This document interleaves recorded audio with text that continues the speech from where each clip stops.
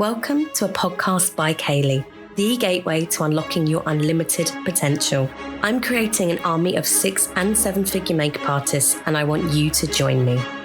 In this podcast, I'm going to be crushing gatekeeping, opening the doors to the knowledge you need, and deep diving into the topics that can push us to the next level.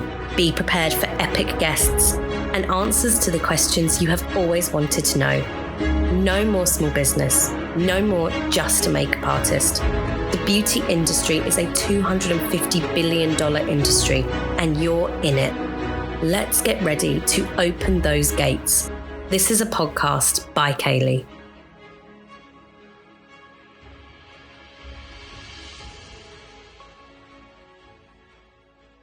Hello everyone, and welcome back to episode 3 of our mini mentorship series. This is a kind of 10 part, I'm not really sure how many part series this is going to be yet, where I dive into all the modules of my mentorship in a little free mini series for the podcast. Now, in week 3 of the mentorship, this is actually one-on-one week. This isn't really a thing that I can do on the podcast, or I would be talking to absolutely hundreds of you. So instead, what I'm going to do is I'm going to turn this into an episode on branding.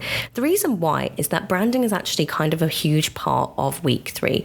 Normally in week 3, when we do the one-on-one calls with the students, we look at your website, we look at your Instagram, and we see whether it is attracting your ideal client. A big part of week 3 is looking at whether your branding is on point on your website, on your Instagram, and whether your branding is attracting or unattracting your ideal client. So I thought, let me pull that part of the call, let me pull that part of week 3 and put it into the podcast. So today we're going to be talking all about branding for makeup artists, why branding is so important, what actually encompasses branding, should you have branding? Full disclosure, I don't have any branding, but I'm going to tell you why I'm in the wrong. Okay, so what the heck is branding? Let's just say you're starting from a complete place of scratch here. For me, I always think branding is kind of the handshake. It is that very first impression. So when you go on like Charlotte Tilbury, you are instantly greeted with that gorgeous gold and pink colour palette that Charlotte Tilbury has, and that kind of swirly writing. That is her branding.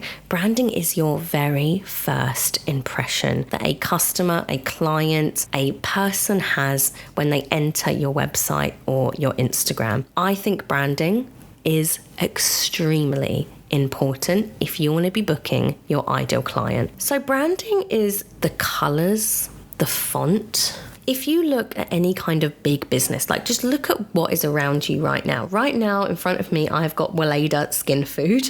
I have got this next to me permanently, by the way, and it's got that bright green bottle. I'm sure we all know that classic green with the white writing. When you think of green, what kind of emotions or words do you associate with the color green? Because for me, I associate like earthy, I associate nature, grass, forests, like really natural. And if you kind of look at Weleda as a brand, they're a very natural brand. In fact, in front of me, I can literally see it says certified natural skincare, organic ingredients. That there is branding. In my subconscious, just looking at Weleda and the color of their tube, I have got an impression of their brand without even reading the words natural. That is the power of branding, is it can give you an aesthetic, it can give you a feeling, it can give you a vibe before you've even explored the brand. So if we go back to kind of Ideal Client Week, the very first podcast in this mini mentorship series, right? We were talking about Ideal Client.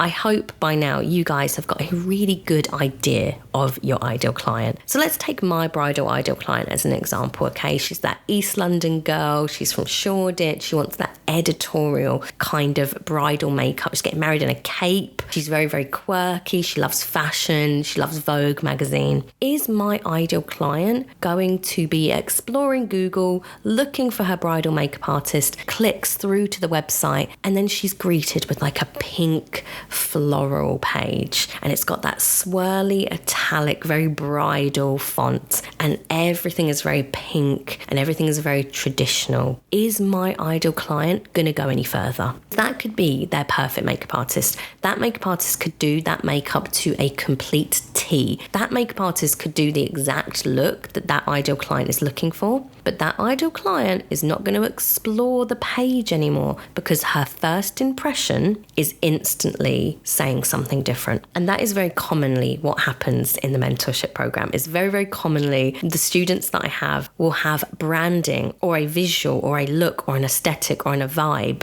that are almost the complete polar opposite of what will attract their ideal client. And that is why branding is so important, because branding can pull in or can push away your ideal client.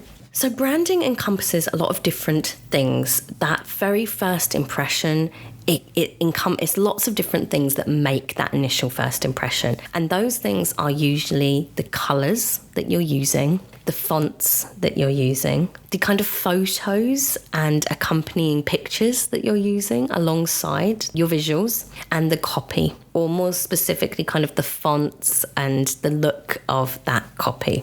I'm going to say something maybe a little bit controversial here, but it's very, very rare that I see makeup artists with very, very good branding. It's just something in our industry that we seem to sleep on. And I would really, really like us to change that, because it really is so important for looking professional, for looking polished, for attracting your ideal client, and for just improving the look of your brand.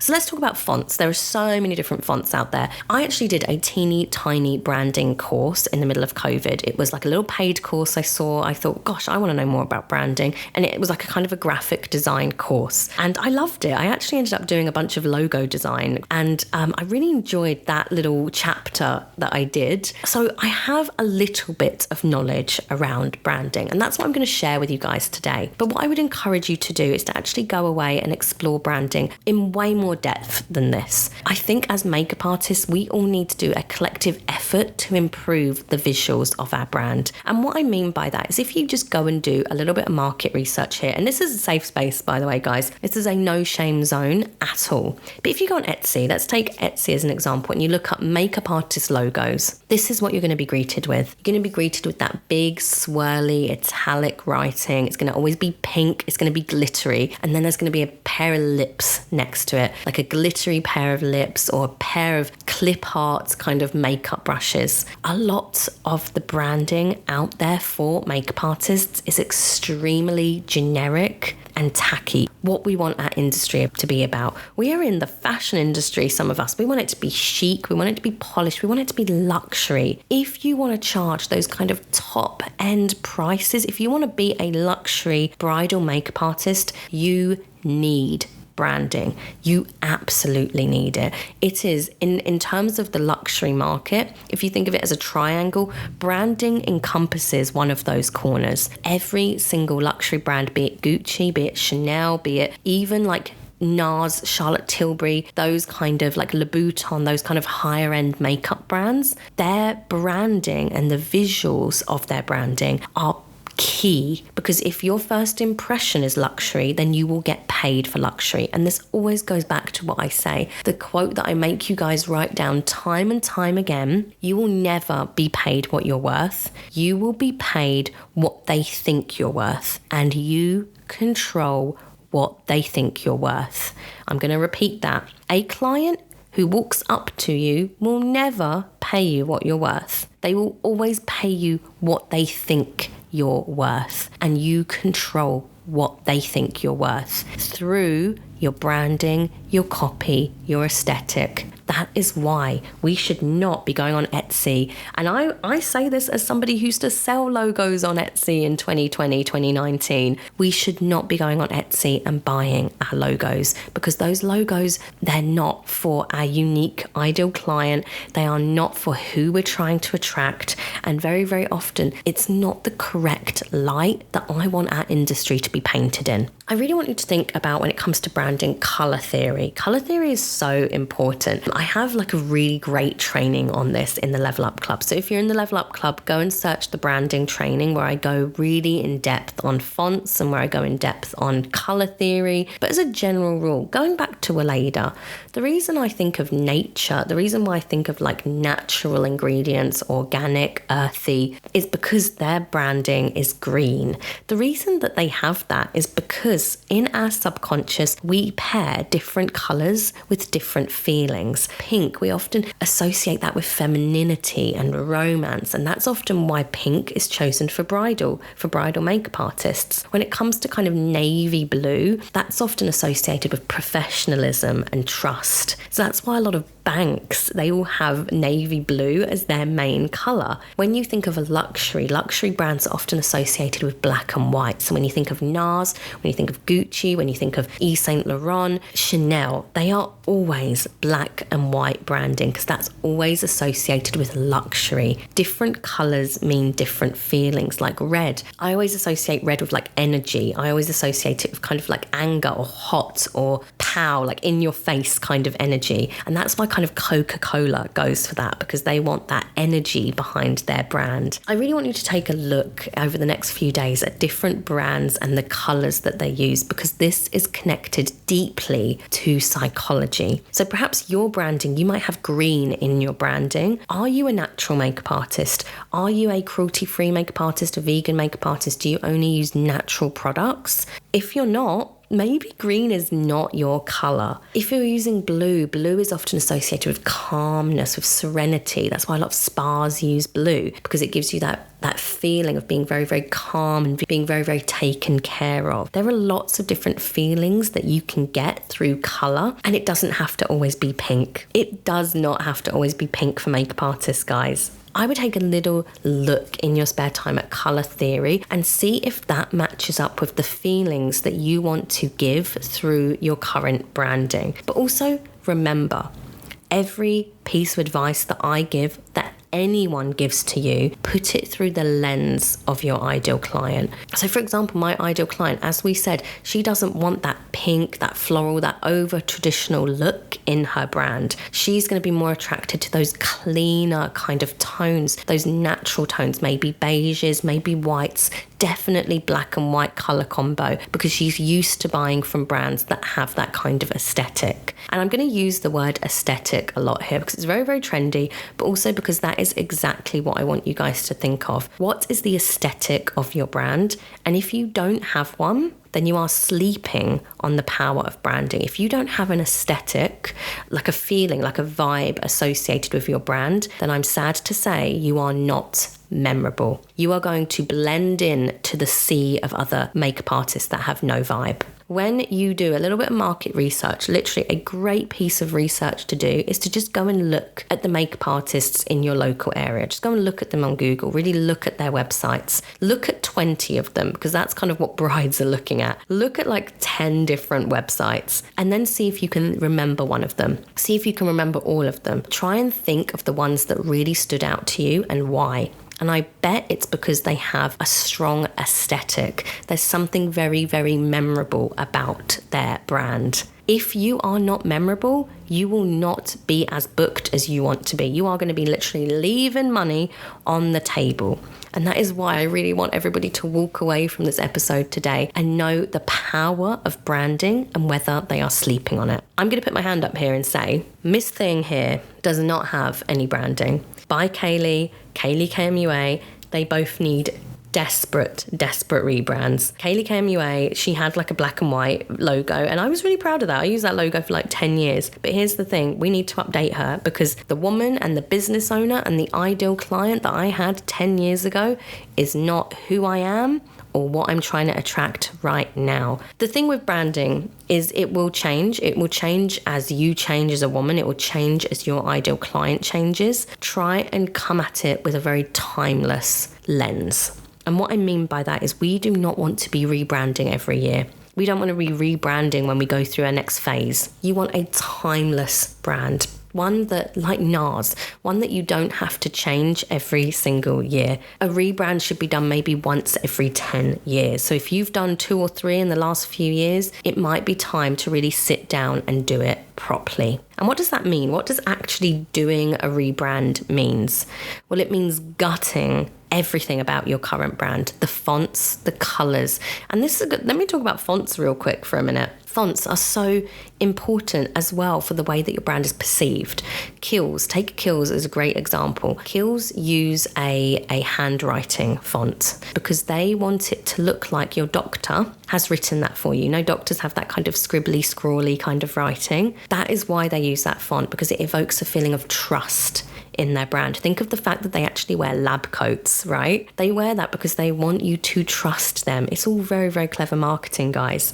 And that's kind of the same for a lot of handwritten fonts. Any fonts that look like actual handwriting, they're done purposely to give you that feeling of closeness, of trust, of approachability to that brand. Whereas some fonts like sans serif and serif fonts, these fonts, they're a little bit more modern. They're a little bit more like on trend right now. I'm not going to go too much into depth between the difference between a sans serif and a serif because it can get a little bit boring. But if you're interested, look into like typology and fonts and look at the different psychologies that different fonts give. So look at whether your brand is evoking through the power of the fonts, through the power of the colors, through the power of those two combined, exactly what you want it to be giving and whether that lines up with your ideal client. Because this is one change and one change alone that if you make it, this change could be the change that gets you 10, 20, 30 more bookings a year. So where do we start? I was about to talk about this. Where do we start when it comes to gutting our brand?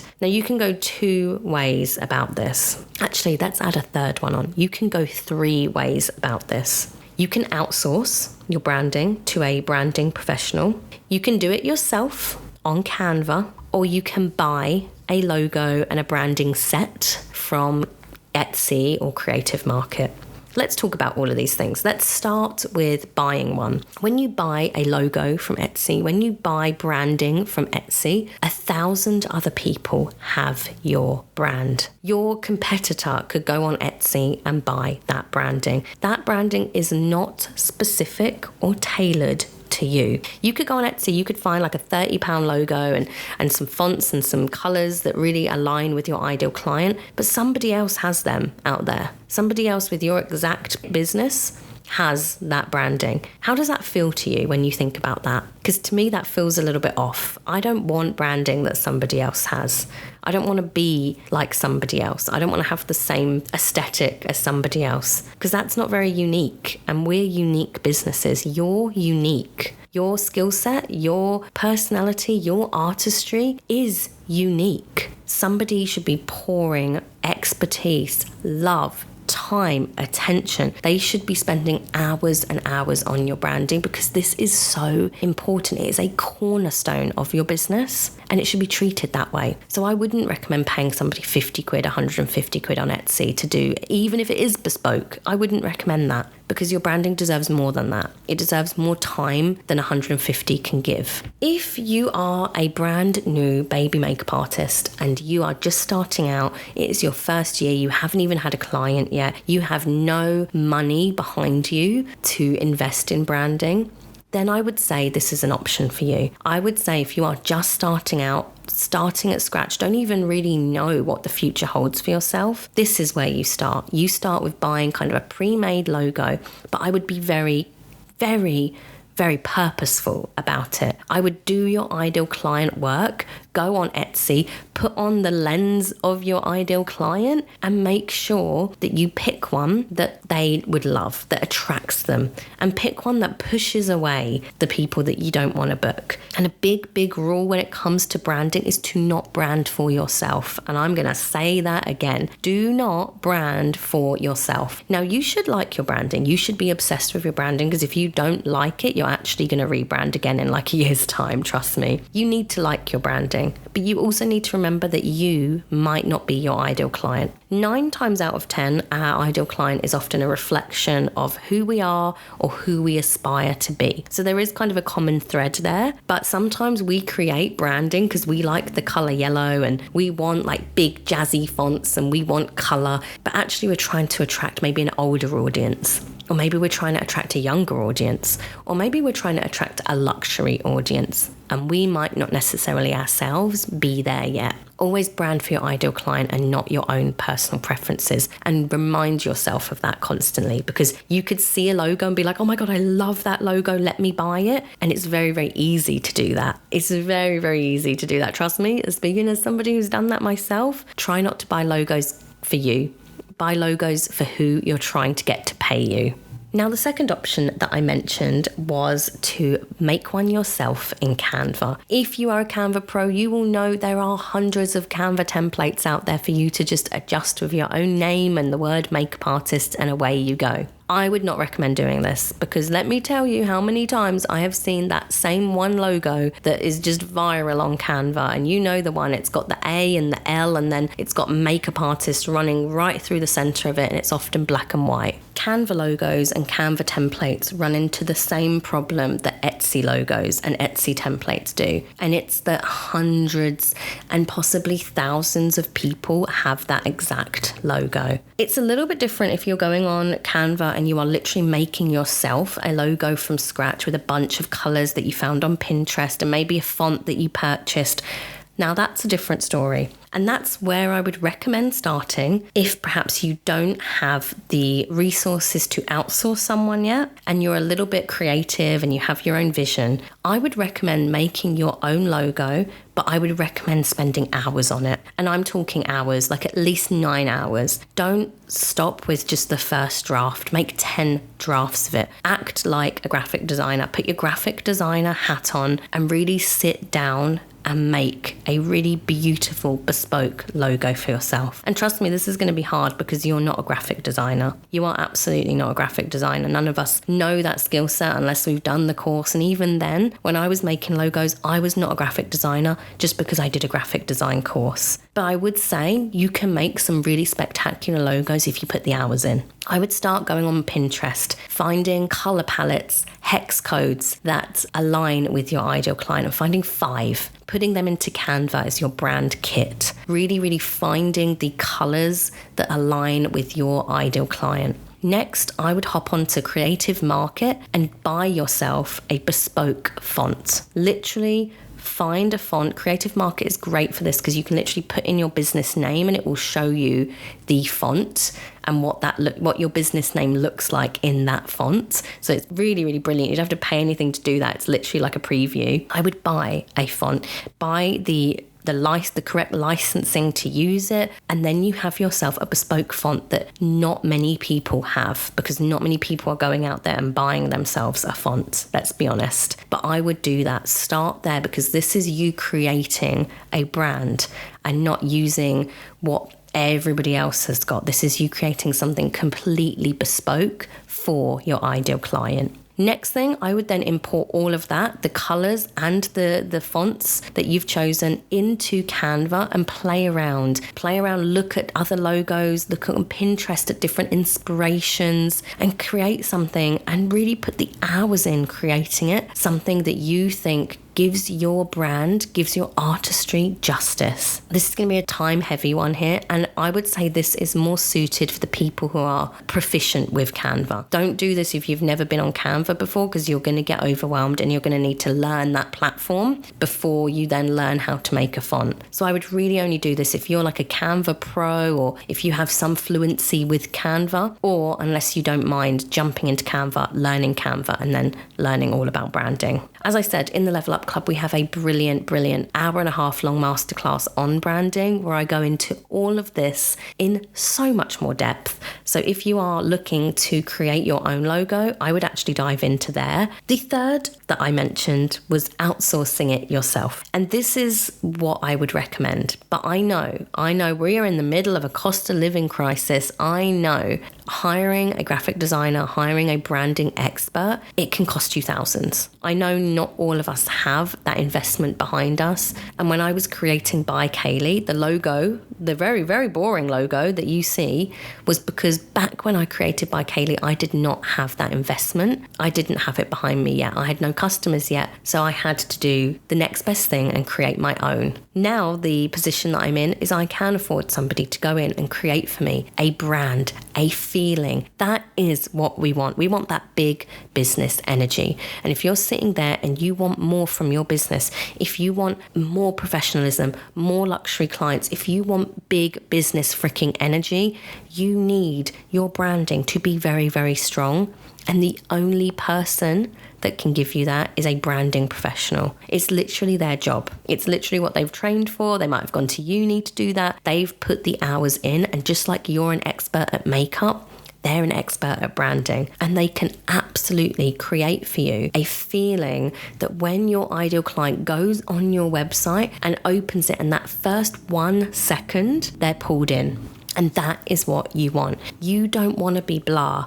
I don't want anyone in this community to give that blah, irrelevant feeling. I want all of you guys to have these brands that immediately captivate and pull people in. You never want to be irrelevant. You never want to be unmemorable.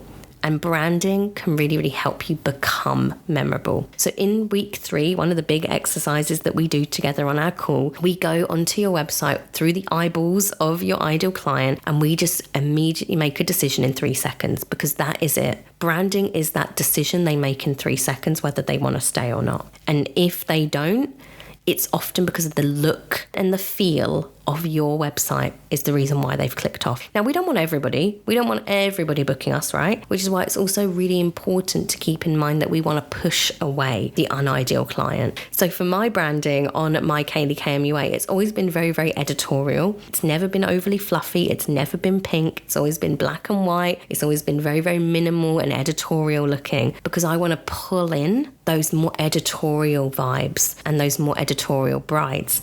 And I want to push away those ones that are more traditional. And that is why it's so slept on. It's why branding is so slept on, because all of these things can get you more booked, or can get you more booked with the people that love you, and can keep kind of away the ones that perhaps you're not interested in booking anymore. So this week, as part of your mini mentorship homework, I want you to look at your own branding. Go over your website, go over your Instagram. And you might be thinking, but what does branding mean on Instagram? Don't sleep on the power of some really polished highlights. Your headshot is also part of this experience. Like if you're using like a selfie or a picture of you at a wedding, think about maybe elevating that and setting up your own branding shoot where you wear the colors of your branding. That's also part of the experience, is those shots of you. People always ask me, Kayleigh, on Instagram, should I have my logo or my profile picture be me? This is down to your ideal client. What would they prefer to see?